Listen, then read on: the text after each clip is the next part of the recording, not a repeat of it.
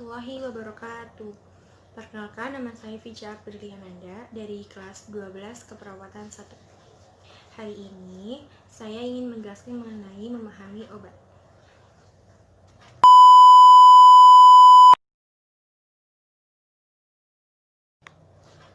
Yang pertama, pengertian obat. Pengertian obat itu ada dua, menurut WHO dan KONAS, yaitu Komite Obat Nasional.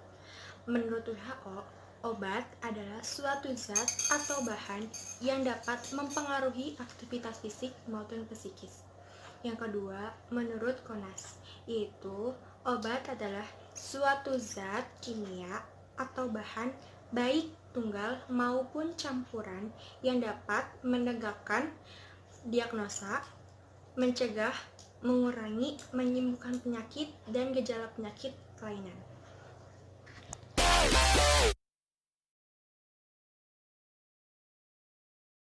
Selanjutnya, saya akan menjelaskan mengenai cabang ilmu farmakologi. Yang pertama itu ada farmakologi klinik, yaitu ilmu yang mempelajari mengenai tentang obat dan pengaruh terhadap manusia. Yang kedua itu ada farmakologi, yaitu ilmu yang mempelajari mengenai jenis tumbuhan yang merupakan sumber obat. Yang ketiga itu ada farmasi, yaitu ilmu yang mempelajari mengenai membuat, memformulasikan, menyimpan, dan menyediakan.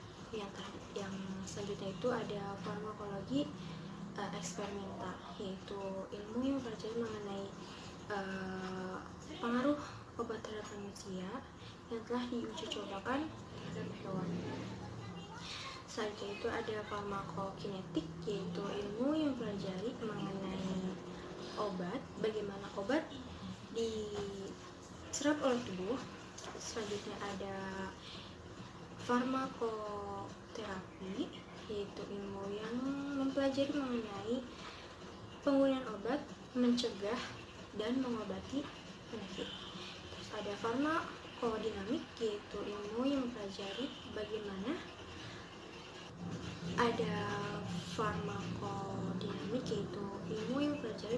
cara kerja obat.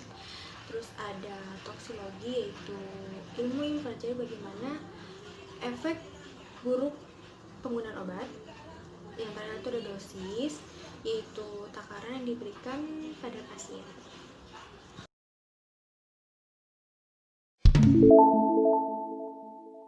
Selanjutnya saya akan menjelaskan bagaimana 12 prinsip benar dalam memberikan obat.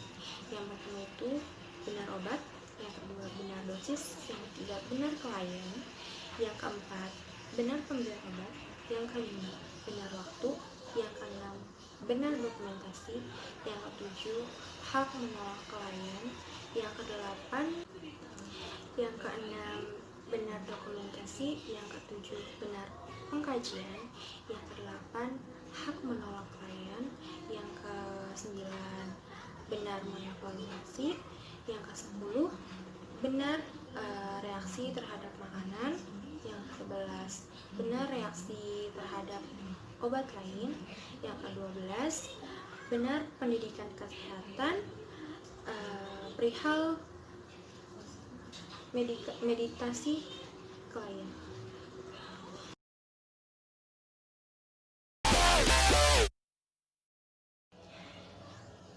Selanjutnya rute pemberian obat.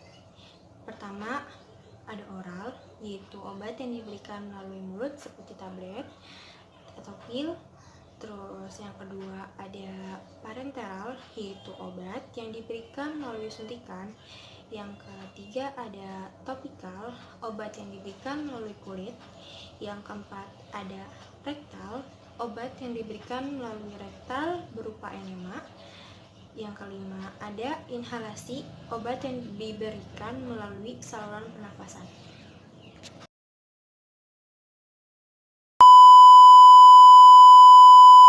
Selanjutnya yang terakhir ada penggolongan obat, yaitu yang pertama obat dengan simbol berwarna hijau yang artinya obat bebas, obat yang dapat dibeli tanpa resep dokter dan dijual secara bebas seperti di warung, apotik, atau minimarket. Yang kedua simbol berwarna biru, yaitu artinya obat bebas terbatas yang artinya dapat dibeli tanpa resep dokter, tetapi diberikan peringatan bahwa obat keras. Terus selanjutnya ada obat berwarna merah bersimbol K, yang artinya obat keras yang dapat dibeli hanya dengan resep dokter. Selanjutnya ada obat bersimbol warna merah putih dengan simbol angka tambah berwarna merah, yaitu artinya obat narkotik, yaitu obat bius yang hanya bisa dibeli oleh resep dokter. Baik, sekian yang saya bisa berikan, kurang lebihnya mohon maaf dan semoga bermanfaat.